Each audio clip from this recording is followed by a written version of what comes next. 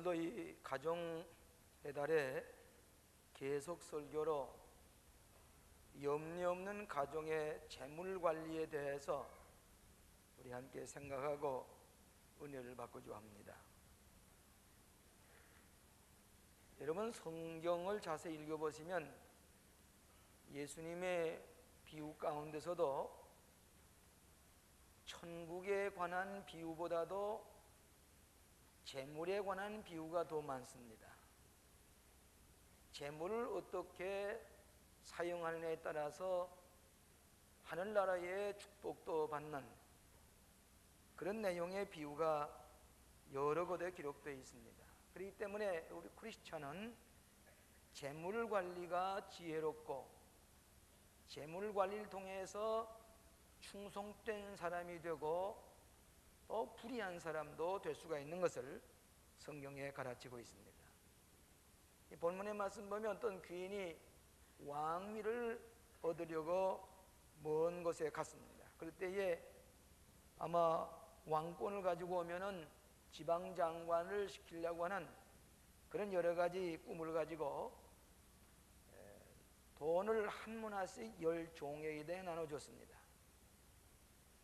그래서 이 돈을 어떻게 활용하고 관리하느냐 하는 것에 따라서 장차 그들에게 지방장관이라도 시키려고 하는 그런 뜻이 있었던 것 같습니다.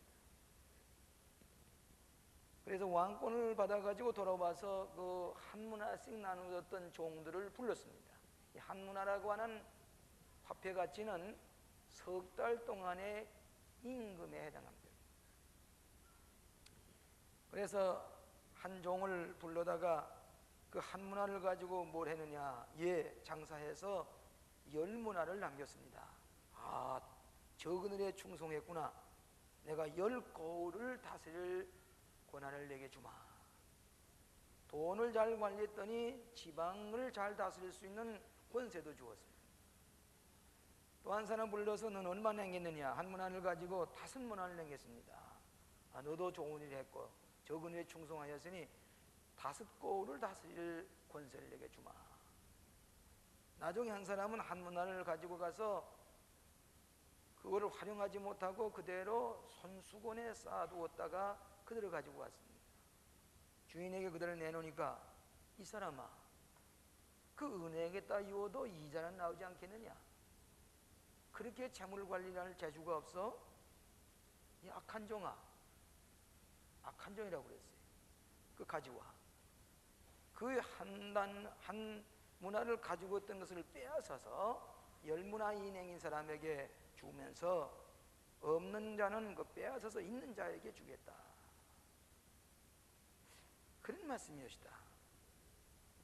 재물 관리를 잘하는 사람에게 다른 통치권도 허락했다고 하는 그런 얘기입니다.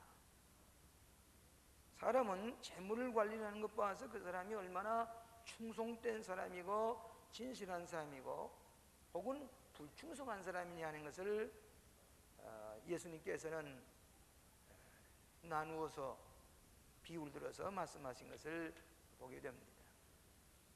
최근에 우리나라는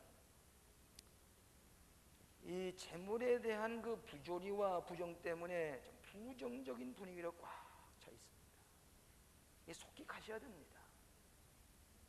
이걸 자꾸 뒤집기주면 언제까지 이러다가 보면은 창조적이고 건설적이고 긍정적인 방향으로 빨리 방향을 바뀌어야 되는데 너무 우리가 부정적인 대로 꽉 차 있는 것이, 개혁도 좋습니다. 깨끗해야 됩니다만은 부정적인 분위기가 속히 가셔야 되겠다고 하는 그런 걱정도 없지 않아 있습니다. 그런데 이 재물 문제를 잘못 관리했기 때문에 가정이 무너지고 명예가 하루아침에 떨어지고 지위가 떠나가는, 역시 돈 문제 때문에 이런 여러 가지 부작용을 낳게 되는 것을 알 수가 있습니다. 미국 가정이 불행해지고 미국에서 이혼하는 확률을 보면 거의가 다 재물 문제입니다. 우리나라에도 예외는 아닐는지 모릅니다. 재정 관리를 잘못했기 때문에 가정이 파괴되는 것을 종종 봅니다.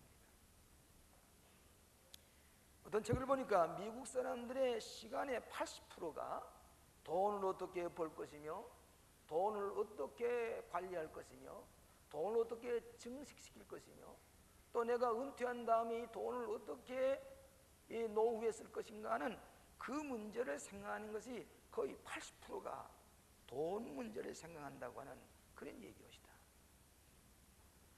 우리가 재물을 적절하게 잘 관리하지 못하면 우리 생활의 균형이 깨지고 맙니다.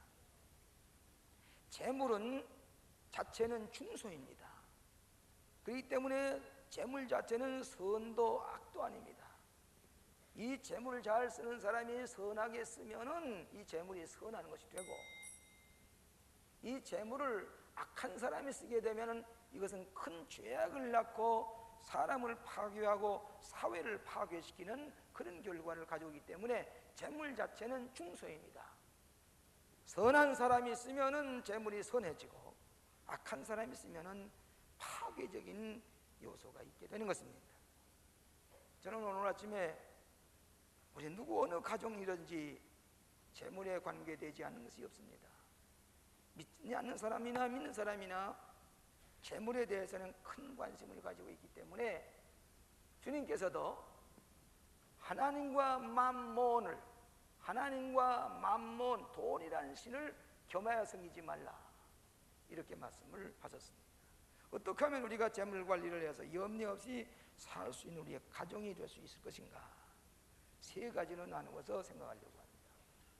첫째로는 청지기의 마음을 가지라고 하는 것입니다.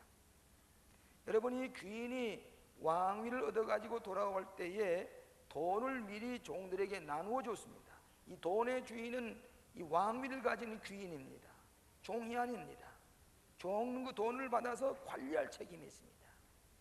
장사를 해서 일을 남기든지 돈을 잘 관리할 책임이 있습니다. 그렇기 때문에 우리 모든 인간은 돈의 주인이 아니라 돈의 관리자요, 청지기요, 헬란 말로 말하면 오이코노모스, 관리할 책임입니다.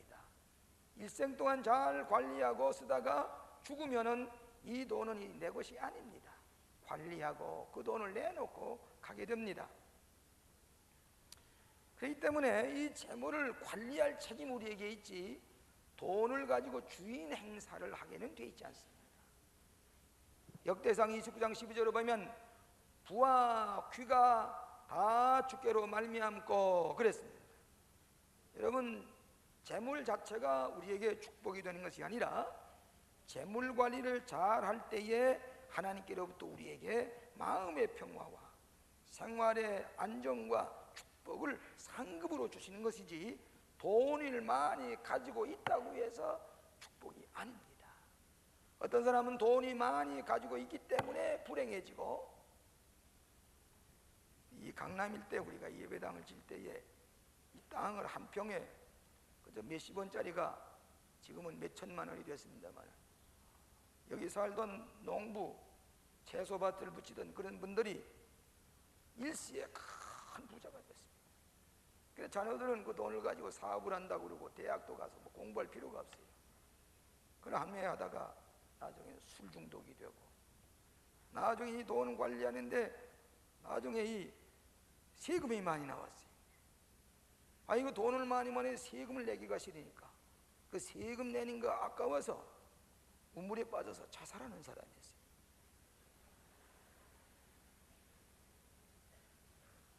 돈을 관리할 줄 모르는 사람입니다. 돈을 잘 관리할 책임이 우리에게 있습니다. 재물 자체가 축복이 아니라 재물을 잘 관리할 때 축복이 되는 것입니다. 하나님께서는 돈을 사용하는 것을 보아서 그의 진실성을 평가하십니다. 그래서 사람이 그분에게 돈을 맡겨보면은 그분의 인격과 인품과 성실성을 알게 됩니다. 첫째로 우리가 이 청지기의 직분은 아닌데 부지런한 사람이 되어야 됩니다. 여러분, 재물 관리를 잘하는 사람, 부지런한 사람입니다. 마태복음 25장에 보면 5달란트, 2달란트, 1달란트 주는 사람에게 그 종들이 받아가지고 즉시 가서 장사하여 일을 내겠다 그랬어요. 한 달란트 받았던 사람은 게을러서 두려워서 땅에 파묻고 아무것도 안 했습니다. 그래서 악하고 게으른 종아 그랬습니다. 부지런한 사람은 재물이 따르는 법입니다. 게으른 사람에게는 재물이 따르질 않습니다. 부지런해야 됩니다. 막스 웨버가 왜 개신교인들에게 재물이 축적되느냐? 프로테스탄트 개신교도들은 부지런하고 절제하고 절약을 하기 때문에 재물이 자꾸 모여져서 자본이 형성돼서 캐피탈리즘이 형성이 됐다. 부지런하고 근면하고 쓰지 아니하고 절약하기 때문에 자본이 형성이 된다. 그런 얘기를 알기 쉽게 얘기를 했습니다. 한난중 받았던 성은 게을려서 땅에 파묻었습니다. 그 돈을 가지고 잘 활용하고 관리하고 그 돈을 중심해서 시간을 잘 활용해서 이윤을 내지 못하기 때문에 악하고 게으른 종아. 예수님께서 비유로 하시는 말씀입니다. 부지런한 사람, 근면한 사람은 재물에 염려 없이 살아갈 수가 있게 된다는 얘기입니다. 두 번째로는 성실한 사람입니다. 정지의 직분을 잘하는 사람은 착하고 충성된 종아 그랬습니다. 성실한 사람은 재물 때문에 염려하지 않습니다. 성실성은 우리의 기본적인 자산입니다. 미국의 이민간분이 백화점을 여러 개 이렇게 체인이 생겼는데 이 백화점을 좀 맡아서 그저 정직하게 잘 다스릴 수 있는 관리할 수 있는 분을 청하는데 뭐 다른 거 없어졌어요.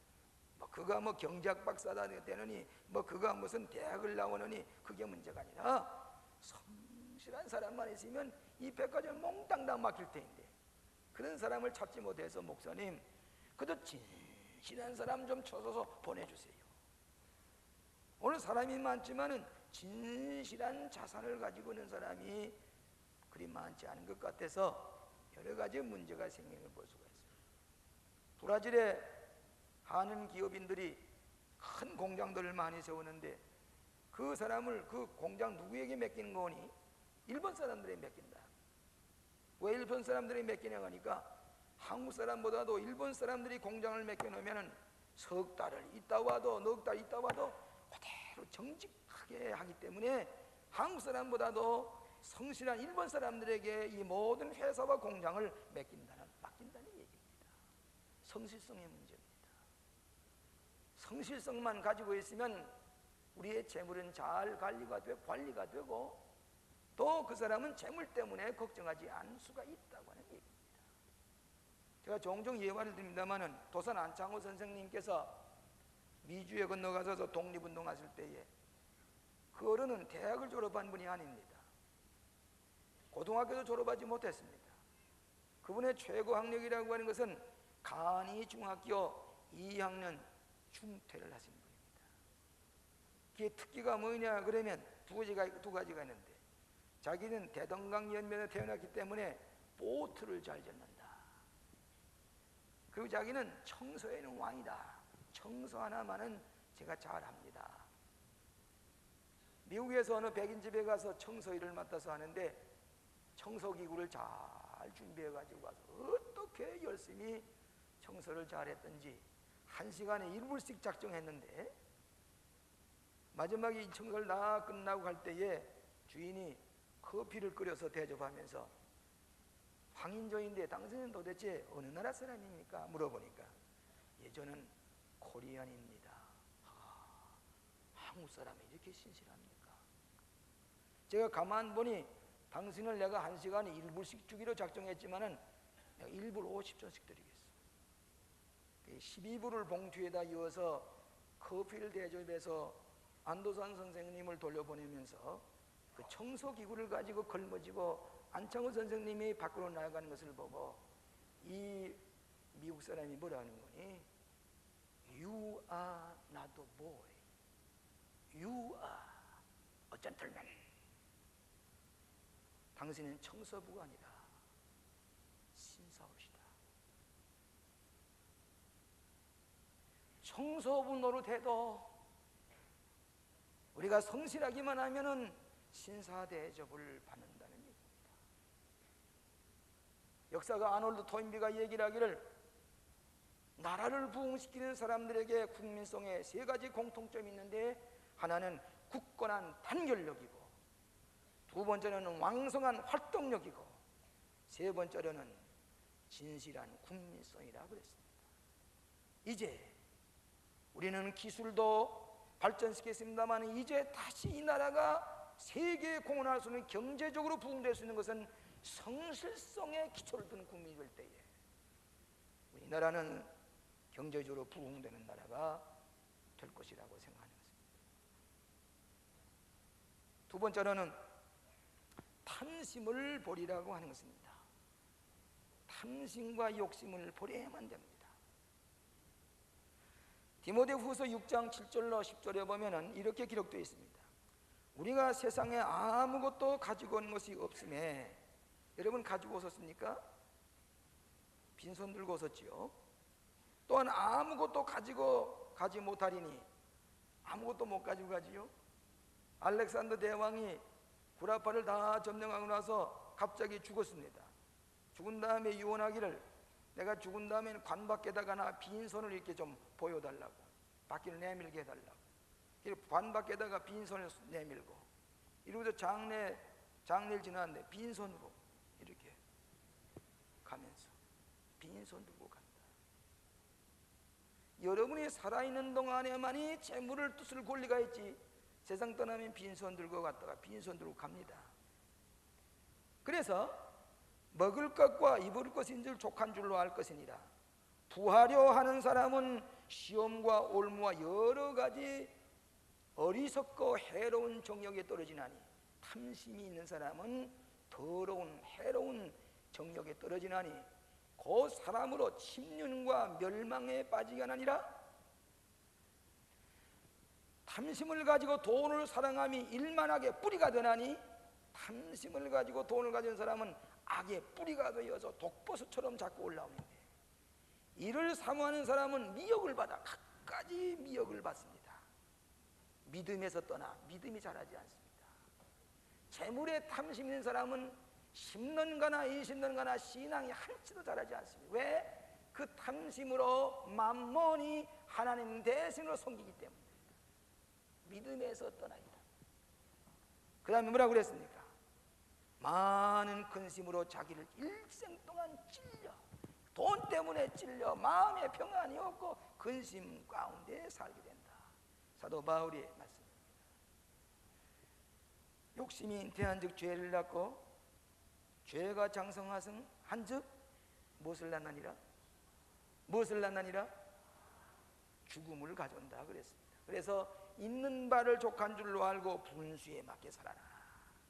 재물 관리를 잘하는 것은 분수에 맞게 탐심 없이 내게 돌아온 분깃대로 신실하게 살아가는 사람은 염려 없이 살아갑니다.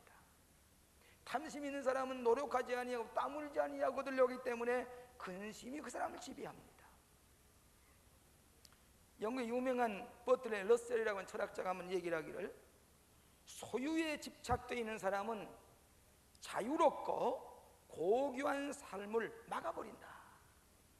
너무 소유하게 있는 사람은 부자유해지고 자유가 없고 고귀한 고상한 인생을 살아가지 못한다. 여러분, 가정에서 부부가 탐심이 많은 부부들은 대화가 안 됩니다. 제가끔 자기의 재물을 관리하려고 합니다. 탐심이 많은 사람은 가정에 기쁨이 없습니다.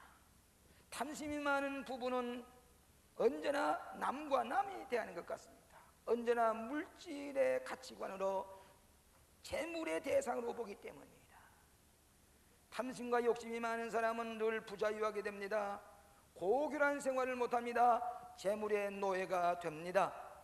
사람이 재물을 잘 사용하고 관리할 때에 그의 품위와 인격이 올라가게 됩니다.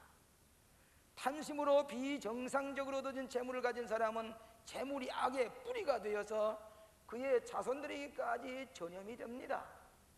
부모님이 재물을 잘못 쓰면 자손들도 똑같이 전염이 돼서 그 악의 뿌리에서 나오는 독버섯과 같은 것에서 시달리게 됩니다. 신앙에서 떠나게 됩니다. 저분이 왜 신앙이 자라지 않느냐? 물질의 우상을 섬기고 있기 때문에 신앙에서 멀리 떠나 있습니다. 근심이 많습니다. 자기를 항상 찔립니다. 여러분, 엘리사의 종 가운데 게하시라는 사람이 있었는데, 나아만이라는 사람이 문둥병을 앓다가 이 엘리사에게 와서 요단강물에 7번 목욕하고 깨끗이 나와서 어린아이 살과 같이 깨끗이 돌아갈 때에 그 예루살렘의 그 땅을 전부 다 흙을 찌고 가지고 가면서 싣고 오던 예물을 이 엘리사에게 주니까 엘리사는 이미 다 초월해서 아유 그만두세요. 내 소용없습니다. 그냥 가져가세요. 좋은 은, 달란트, 옷까지 갖가지 예물을 그냥 싣고서 돌아갑니다. 게하시의 마음속에 탐심이 생겼습니다. 내가 거짓말을 해가지고 저거 좀 내가 얻어가져야 되겠다.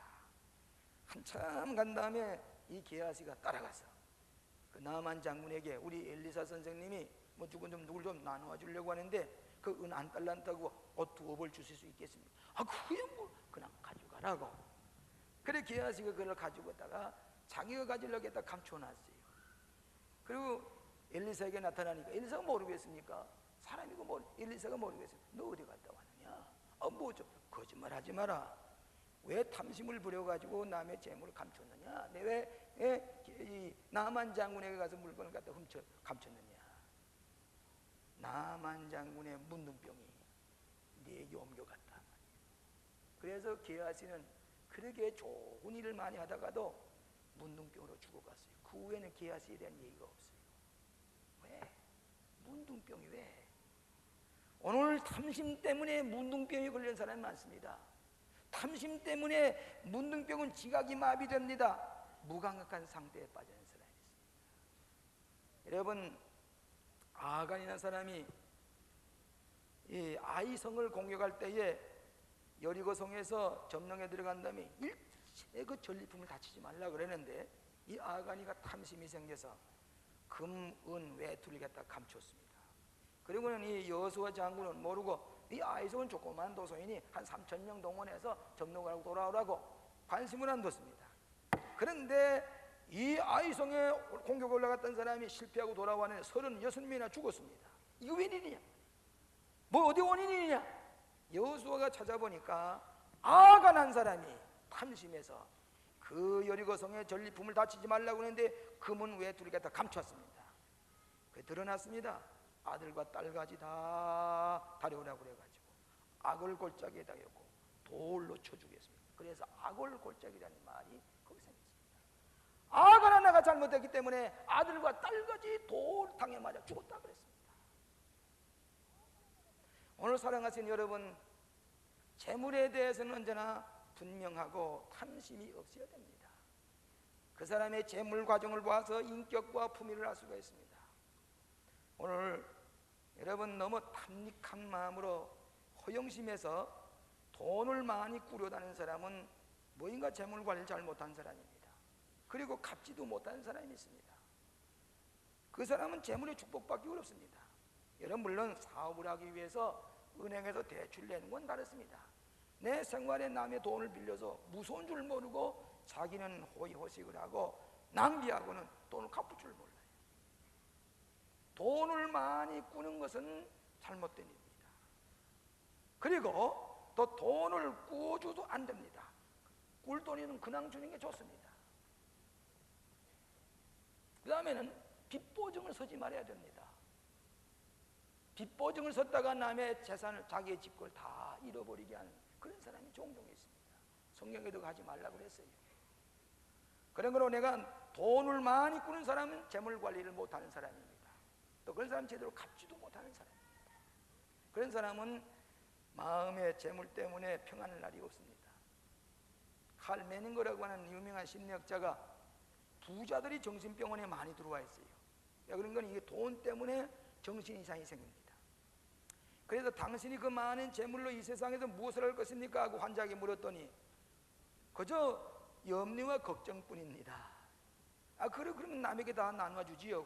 아니요, 이 재물 남에게 나눠주면 나는 공포에 시달릴 수밖에 없습니다. 오늘 재물은 하나님처럼 섬기는 사람은 재물이 우리에게 평안을 주는 게 아니라 염려와 근심, 가시처럼 나를 자꾸 찔려서 이것 때문에 불안하고 마음의 안정을 찾을 수가 없습니다. 있는 바를 족한 줄 알고 우리가 있는 대로 가비 있게 관리해야 됩니다. 이것이 자녀들에게 재물 관리를 가르쳐 줘야 됩니다. 우리 외손자가 주일학교 올 때에 꼭 손에다가 헌금을 쥐어줍니다. 그러면 헌금을 낼 시간에 정성껏 헌금을 내게 합니다. 한 번은 이 녀석이 졸다가 헌금을 못 냈어요.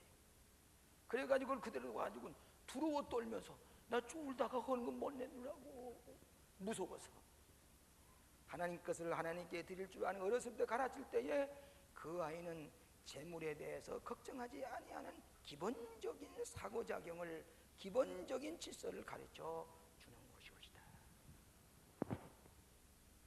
마지막으로 주는 자가 되라고 하는 것입니다. 이 성경 말씀 보면 주는 자가 받는 자보다 복이 있다 그랬습니다. 여러분, 크리스천의 경제생활이라고 하는 것은 줄 때에 받는 자가 되는, 복을 받는다, 영리적입니다. 주면 없어지는데 왜 어떻게 봐? 이것이 신앙의 묘미입니다. 신앙의 비밀입니다. 내가 쓰는 것은 절제하고 경제적으로 아껴 쓰지만은, 질서 있게 목표를 세워가지고 쓰지만은, 남에게 줄 때는 대담하게, 좋은 사회는 대담하게 쓸 줄 아는 사람은 하나님께 그를 존귀히 여깁니다. 남에게 줄 줄 모르고 자기 말하는 사람은 그 재물 때문에 부끄러움을 당합니다.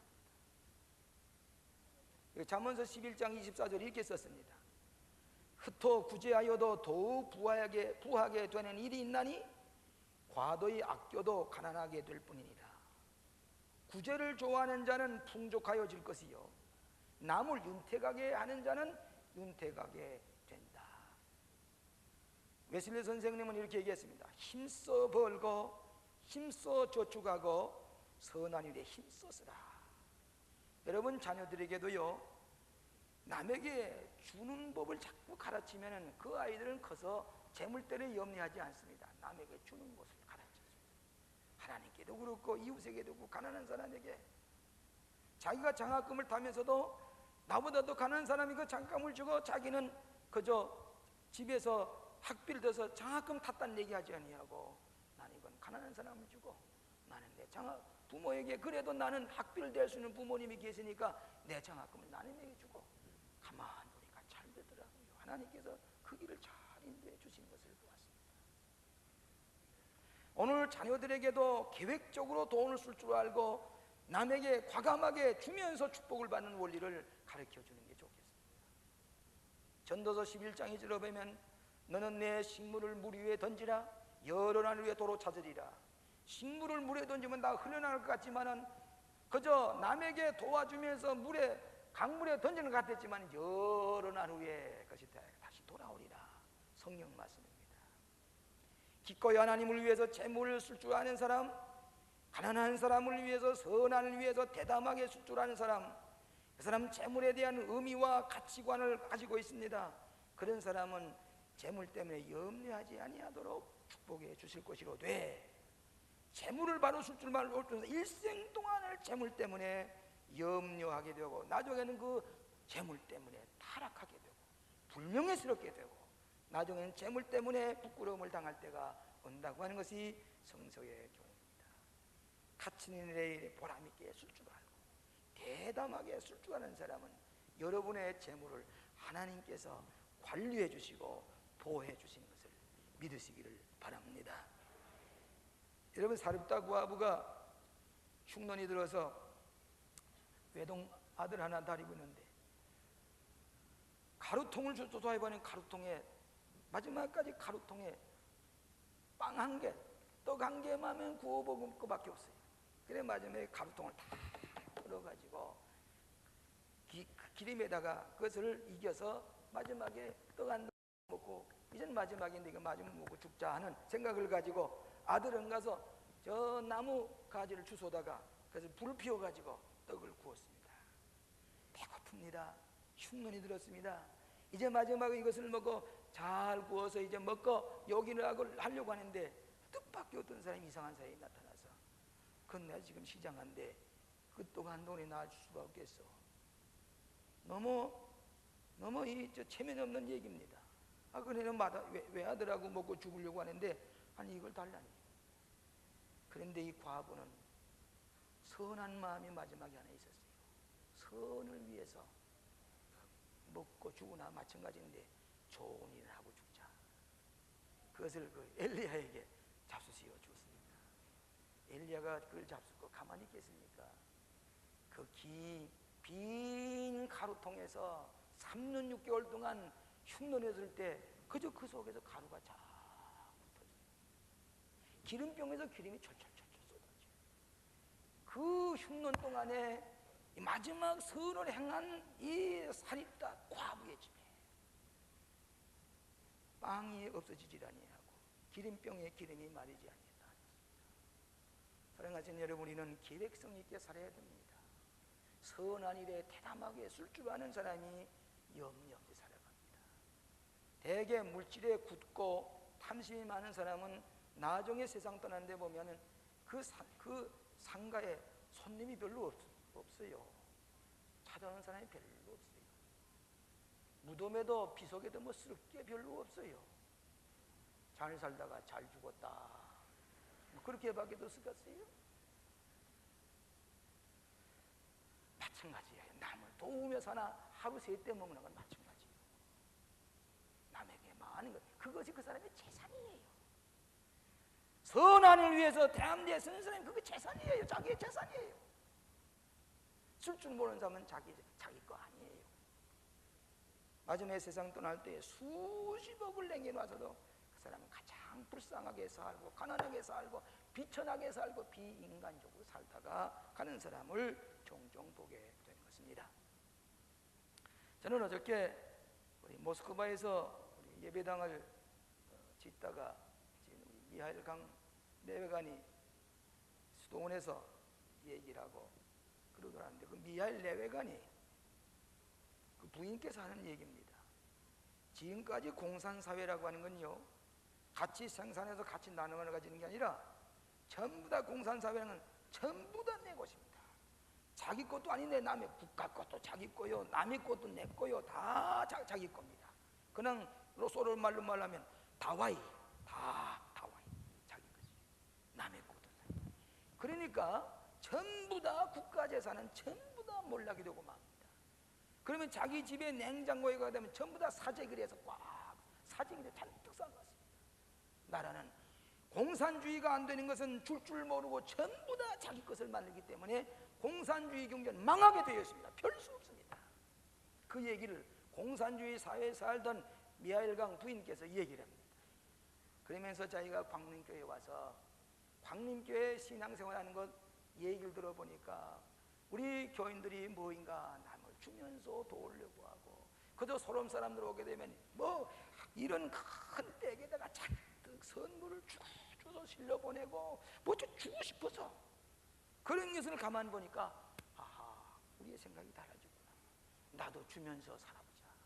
생각이 바뀌어져가지고 이분이 교회를 위해서 주는 생활을 시작했습니다. 남을 위해서 가난한 사람을 주는 것을 시작했습니다.